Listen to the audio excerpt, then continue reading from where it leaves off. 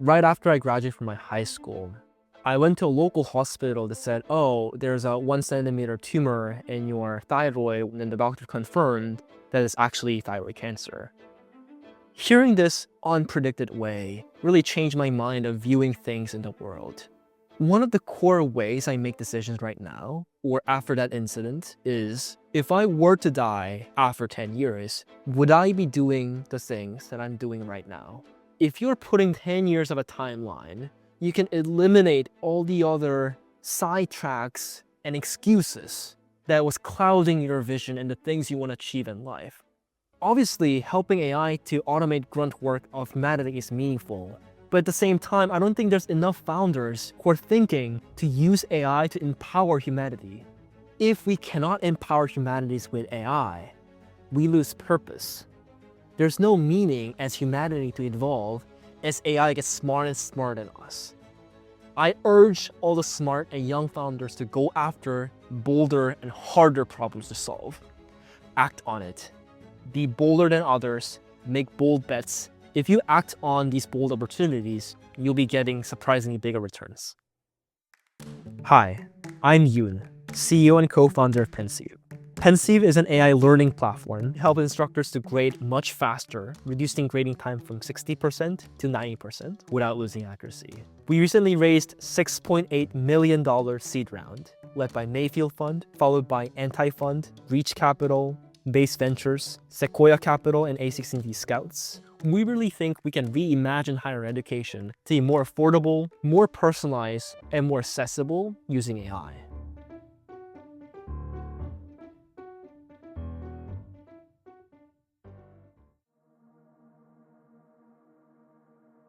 I was born in a small island in South Korea. In Korea, which university you are graduating from matters a lot in civil society success. So when I look back in my elementary schools and middle school years, I would study by myself until 2 a.m.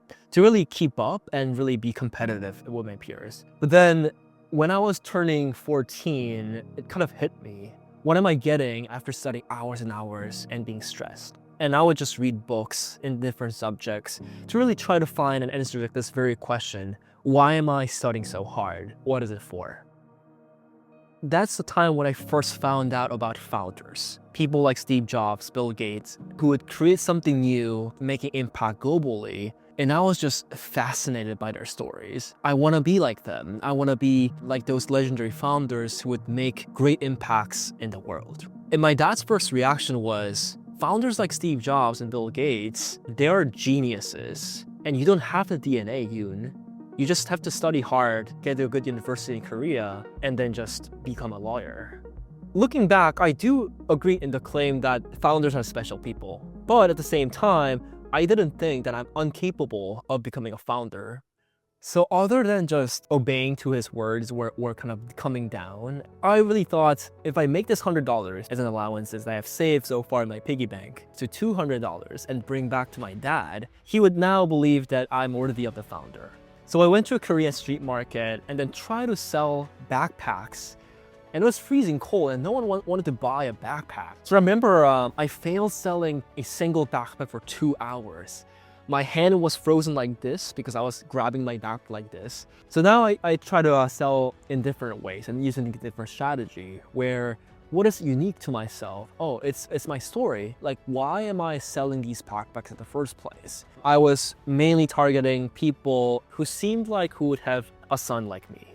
So I'll reach out to them and say, the thing I'm selling to you right now isn't a backpack, it's a memory. Every time you're wearing this backpack, you'll think of like myself selling these backpacks in the freezing winter in the street market. Even though you are down or you have some challenges going throughout the day, you'll be thinking of those memories and getting some courage.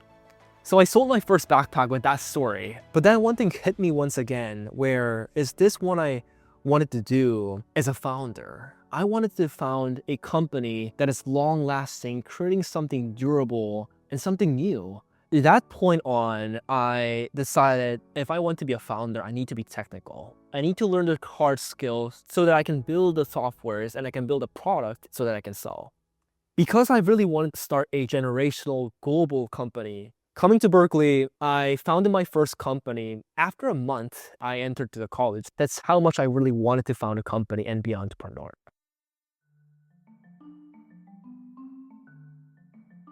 Prior to the current direction of founding Pensive, I was pivoting 8 times throughout the whole year. And going through a lot of these processes, there was something missing. I was looking at the market, I was looking at the pain points, I was writing the hypotheses, and then we were validating each hypothesis, building scalable small MVPs, talking with the users, all the necessary things that YC is telling the teams. The biggest thing that was missing was a founder market fit. Am I a founder who can actually pursue this idea for the next 10 years?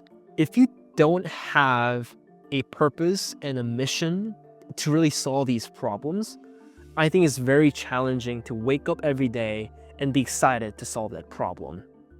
One of the core ways I make decisions right now is I just think that I will be dying after 10 years.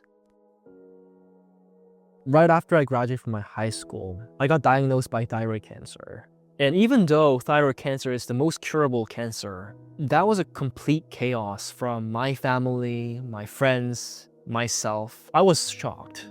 I never knew that I'll be diagnosed by cancer at the age of 18 when I thought I have decades of life to live, but yet I'm diagnosed with cancer. I have a possibility of dying in the next 5 years. Hearing this unpredicted way really changed my mind of viewing things in the world. If you only have 10 years of your life, would you actually do that? If you're putting that into perspective, and you're putting that 10 years of a timeline, suddenly you can eliminate all the other sidetracks and excuses that was clouding your vision and the things you want to achieve in life. Oh, I want to get more credentialed. I want to get my master's degree. I want to get my PhDs. And then I want to found my startup. If you only have 10 years of your life, would you actually do that? That really puts into perspective and make me ask myself, what is the most important quality and how do I want to spend the next 10 years of my life in the most critical way that you can ever imagine, because you simply don't have time after that 10 years. So that was a learning where in the early days when you're venturing around these idea maze, what you really have to listen is obviously the market and the idea itself, but at the same time, do we have found the market fit? I love a framework called Ikigai. Ikigai is a framework where when you're choosing something to do, you have to consider 4 different things altogether. You should do a thing that you love. You should do a thing that you're good at. You should do a thing where the world needs. And you should do a thing which you can pay for. So when I think about the things I really care a lot and the world needs, there are 3 major problem sectors that I'm really interested in: learning and education, energy and climate change, and healthcare and curing cancer. Now, the thing that I was good at, I thought I was particularly good at experience and learning and education. Prior to founding Pensive, I worked on a lot of machine learning models and language models and adopting them inside education at a company called Grid. And working in a fast-growing startup that grew 20 times, I learned a lot of how to operate an educational startup and what are the things that I should be mindful of, as well as the expertise and the domain knowledge that I was gaining as the research scientist in that field. And that's why I believe learning and education as a whole is a sector that I love, the field that I'm good at, the field that we can be paid for, and especially now, the world needs the most. So investors were surprised how quickly we're executing, because when they hear ed tech, and especially selling to colleges, they freak out, they don't want to invest. EdTech is traditionally one of the hardest sector to get venture scalable outcomes in higher ed. So the execution speed of our team was the most surprising point, given how slowly the sector moves. Coming to Berkeley, the first class I took was called CS61A. It had 2,000 students taking the same class. So we had to get the largest auditorium in the entire campus to host the entire students. I could barely see my professor's face, and professors obviously wouldn't even remember my name. It doesn't have the same resources as MIT or Stanford or Carnegie Mellon. It has some unique challenges. And imagine yourself, you're an instructor. Now, you are grading 1,000 students worth submissions in a single day. When you are over 500 submissions, you're just mechanically circling, signing the rubrics, going to the next one, just 1,000 times. I think that was my biggest pain point when I was a tutor at Berkeley. So that's really the pain point that Pensive wanted to eliminate. How can we remove these routine, mechanical, and repetitive grading tasks so that faculties and TAs can actually focus on giving more feedback, opening more office hours, giving more group tutoring sessions? So that's where Pensive started. Remember this call with a Columbia professor, Tony Deere. Before we met him, like a day before, I was thinking, oh, why not we just create a landing page for AI grading and show it to him and then see how he responds, right? So we quickly just designed the landing page. In a Figma mockup, we didn't even deploy the landing page, it was a Figma mockup. And then we show that mockup to the professor. After showing the AI tutor the full demo of the product for 30 minutes, in the last 5 minutes, we showed to the professor, hey, by the way, we have this new product and here's a landing page. It's an AI grader that makes your grading time much faster. Do you think you want to use this kind of product? And he was actually saying, actually, the AI tutor looks cool, but AI grader is the thing that I need the most. I want to use AI grader right away. Can I try AI grader first? And that was his reaction, right? And that was when we had this aha moment. Oh, grading as a whole is still a pain point of a lot of instructors across the universities. And as we met more and more instructors, that validation game becomes stronger and stronger.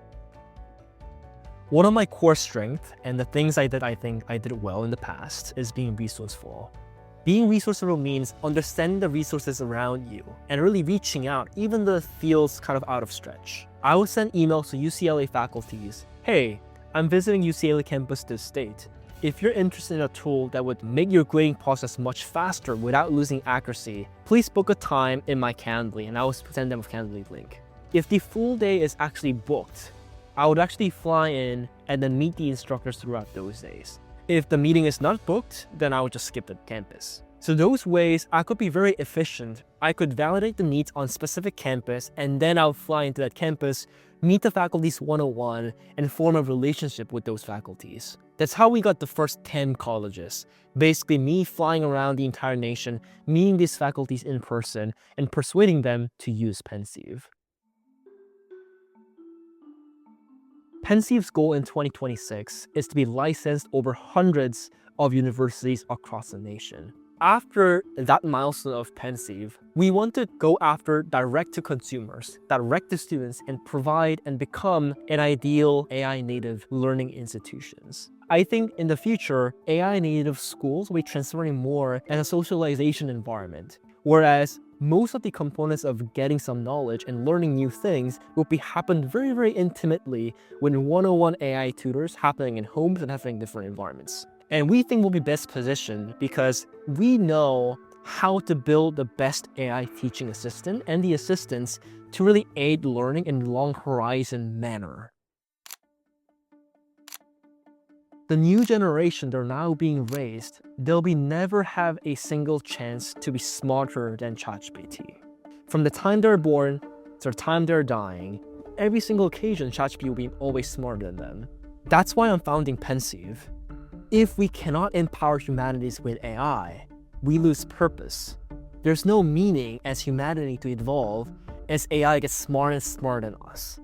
Obviously, helping AI to automate grunt work of humanity is meaningful, but at the same time, I don't think there's enough founders who are thinking to use AI to empower humanity.